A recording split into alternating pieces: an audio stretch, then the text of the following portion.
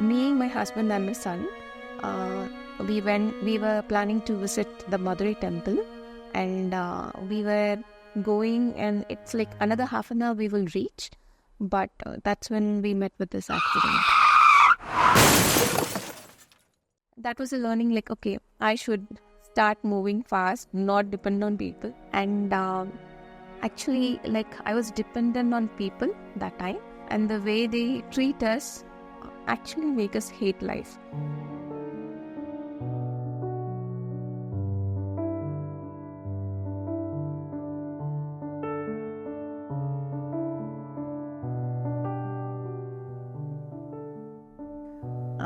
So I love to paint, I love to dance, and I love to read, and I love traveling.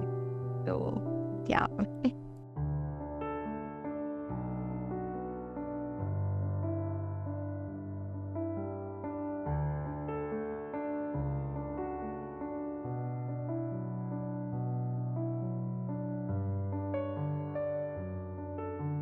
I can't speak English that much. I'm not fluent that much. She makes me to read the books and all. Like that, she made me practice. That comfortable, she won't show to everyone, That way, we were so much close in hostel. MTech, I felt that she's so caring. Whatever problem we face, she will have a solution.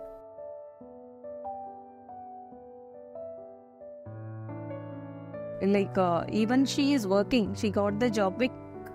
She was completely dependent on her husband.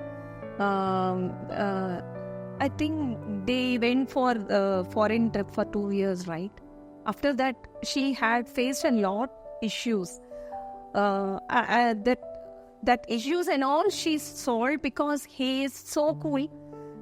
He can able to read Divya. Like he can understand Divya so much that her family people didn't understand. Even maybe parents, I don't know, that comfortness he gave.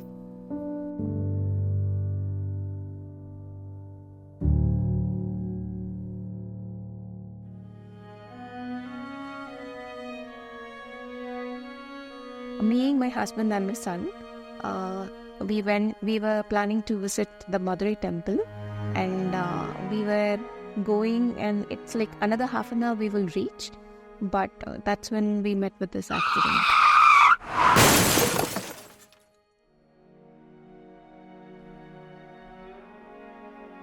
Post 1 week of my ICU, like people started visiting me in the ICU, and I was searching for my, when I was awake, I was searching for my husband, like, where is he? Because usually he's always around, and he's the one who, takes care of me. And I had this strange, tingly feeling in my stomach that something is not good. So I have a close cousin. She visited me, and that's when she's from Singapore actually. So that's when I really understood that something bad has happened. So, but I didn't want to believe it has happened. But I kept thinking and praying that it should not be the truth. And then I was moved to the room where all were hesitant to tell me the truth, that everything is done and he's no more. So once they conveyed that news to me, I was quiet. I didn't cry. I don't know, I couldn't. But after some time, like when it was just me and my father in the room, that's when I broke down. Like, and my father is a very strong person. He never breaks down.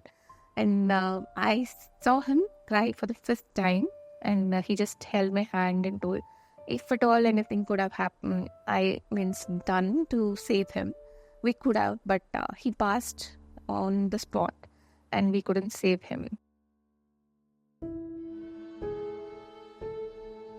My mother was badly hurt when I saw her in the ambulance. She was in a pretty bad state. I did not know that my father was dead until I saw him at his own funeral.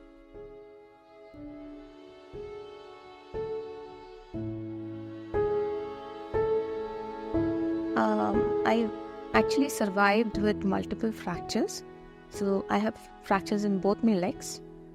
In the left, I have, hip and femur and knee. And in the right, I have femur and in my ankle. And I have a cut in my head where I had lost a lot of blood.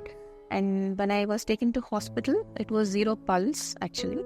So another 15 minutes, I would have also been ruled out. Since I was severely injured, I was bedridden for 6 months. And actually, I was dependent on people that time. And I really didn't know what to do. And the only motivation in my life was my son. So I wanted to, work out for him and do my best. Thank you. So I had 3 nurses who took care of me. Why I say 3 is the first lady who came, I was her first, patient to be taken care, and she didn't know. And since I was bedridden, everything is on the bed, even the toilet I have to do. So when she cleaned, she couldn't clean it properly, and I got a UTI. So she was gone. She had to be changed. But the next lady who came in, as soon as I got my periods, she left. So she didn't tell anything, but she just left.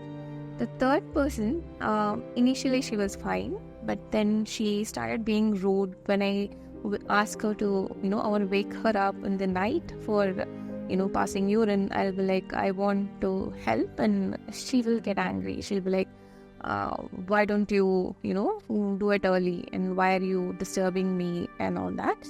That was a learning, okay, I should start moving fast, not depend on people. And the way they treat us actually make us hate life, because we are in a situation, we are dependent on them. So the world when you're lying on the bed, because I was not able to get up and sit, was different. And I saw the people's behavior also is different, okay? So from lying down, when you wake up or sit straight, actually the world, what you say is different, because I cannot explain it, but I felt it, slowly, from the bed, I started moving to the wheelchair. So the first time I remember I moved to a wheelchair and I was taken out of the room, I was confined in the 4 walls, right? So when I moved, I have been in that house. It's not like I was not, but the room felt different. The people's faces looked different. And the feeling that I had inside was good, and I could feel air in my face. So it was really good. Then from there, I moved to a 4 leg walker, and standing up again, my leg first felt numb. I had no feelings. Then 1 step at a time, I was asked, take my leg. Then when I tried to remember, the muscle memory was not there. It was new. I didn't know how to, take my leg and keep. It was like that. So slowly I started walking that way.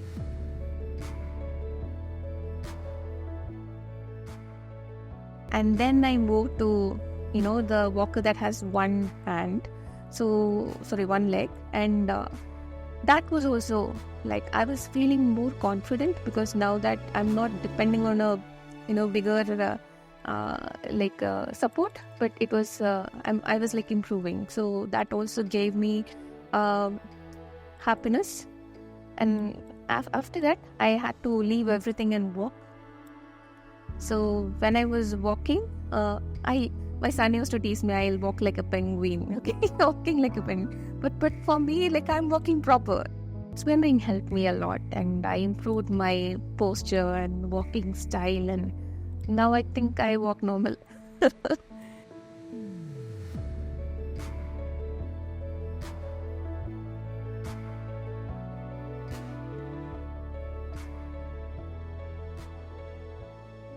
So my life that time was quite challenging and difficult, because it was new and it was not expected, because one fine day everything, it's I lost him.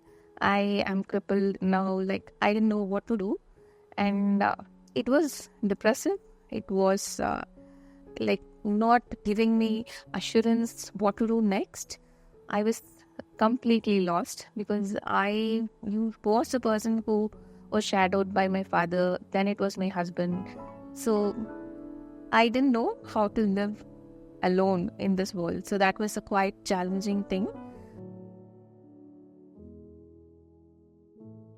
He was a very friendly person, and he was like taking care of everything. And as a lady, I was so dependent on him, and I didn't actually have to think about anything because let it be financial or let it be anything dependent on the family, he used to take care. So I was actually just, taking care of my son and making him study and all that. I never intervened in what he was doing. So when I lost him, I was lost actually. I didn't know what to do, what to expect, what the world is looking like now.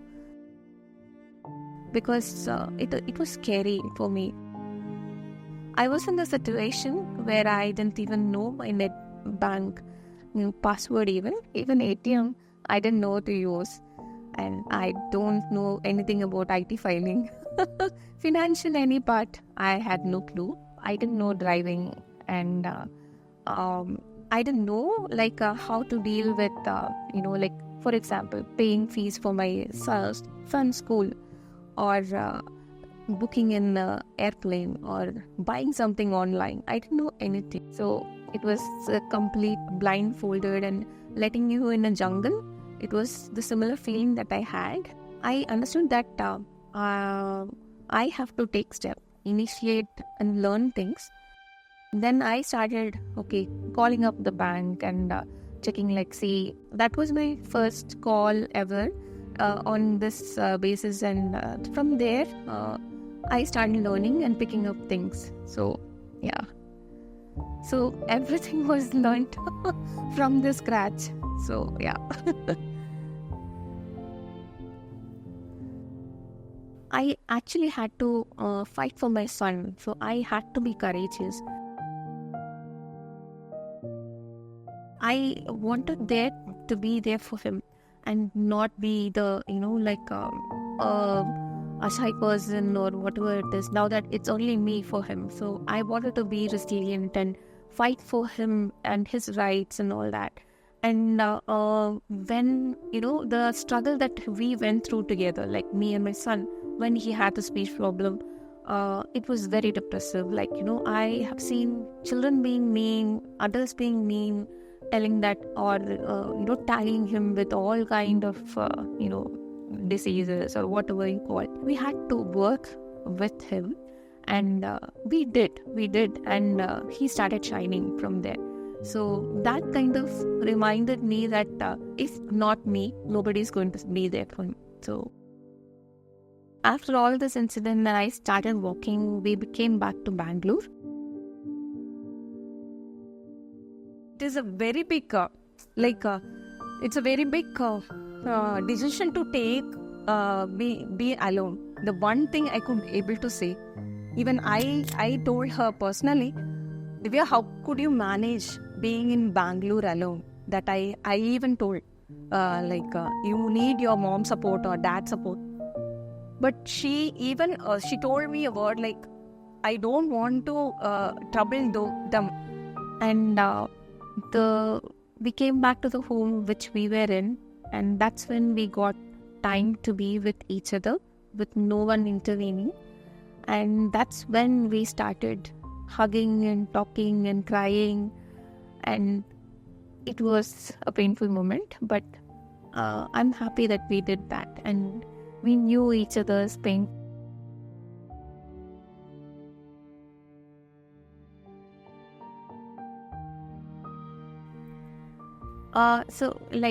Yes, initially I was dependent on people because I didn't know many things.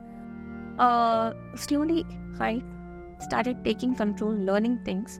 There were so many fears inside me because from childhood there are so many things added that brought a lot of inferior complexes in me. But I had to fight through each and everything. and say like, it's okay. Even if I fail, I tried. So that was something in my mind. And I started using that in my mind. And if I didn't know, I was not awkward to go and ask people. I thought it's okay. I don't know doesn't mean that if you judge, it is not my problem, but I have to learn. So those kind of things helped me move ahead. And I think currently I am placed much better than what I was.